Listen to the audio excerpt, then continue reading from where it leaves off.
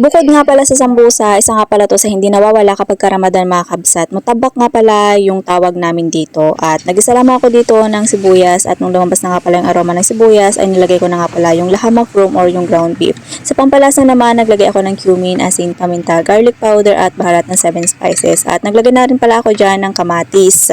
At papalamigin ko nga pala muna bago ko ilagay yung dahon ng korat mga kabsat. Hindi ko nga pala alam kung ano yung English ng korat mga kabsat. Hindi ko kasi talaga to nakikita sa Pilipinas. Dito ko lang talaga nakita dito sa Saudi at kinakain to. Para siyang damo talaga mga kabsat. May amoy din siya.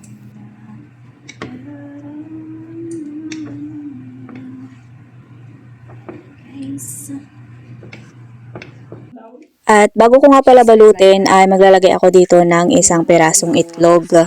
Sa pagluluto nga pala or paggawa ng mutabak dito ay magkakaiba nga po pala kami ng pamamaraan ng pagluluto or pag-prepare. Yung gagamitin ko nga palang pambalot dito sa mutabak mga kabsat ay yung ginagamit ko sa pagbabalot ng sambusa. Meron talaga yung pambalot ng mutabak mga kabsat, yung square, pero ito yung available dito sa bahay ni Amo. Parehas lang din naman mga kabsat, pahaba lang to. At ang pandikit ko nga pala dyan ay harina at naglagay lang ako ng tubig.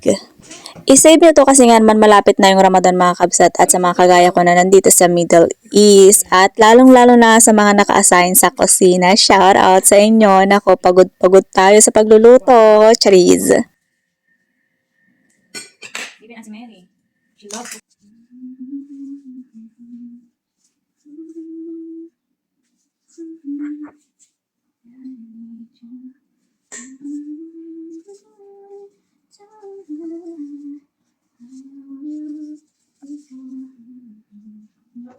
At pagkatapos ko nga palang binalot lahat, ay niluto ko na nga pala mga kabsat kasi nga naman to ay dadalhin ng amo ko sa nanay niya kasi nga naman may party doon.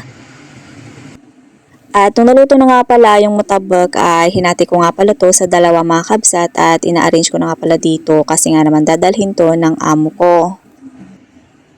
Siyempre ako yung tagaluto mga kabsat kaya naman kailangan ko talagang tikman kung ano yung lasa ng mga niluluto ko at natikman ko na yung dahon na hindi ko kilala sa Pilipinas mga kabsat, yung damo, charis. Ito talaga yung kagandahan kapag ka naka-assign ka dito sa kusina kasi nga naman marami ka talagang matututunan lalong lalo na sa pagluluto, lalabas talaga yung talent mo. Masarap nga pala yung mutabak mga kabsat kapag ka nilalagyan mo ng lemon. So, yun lang for today's video mga kabsat. Thank you for watching. God bless. Bye!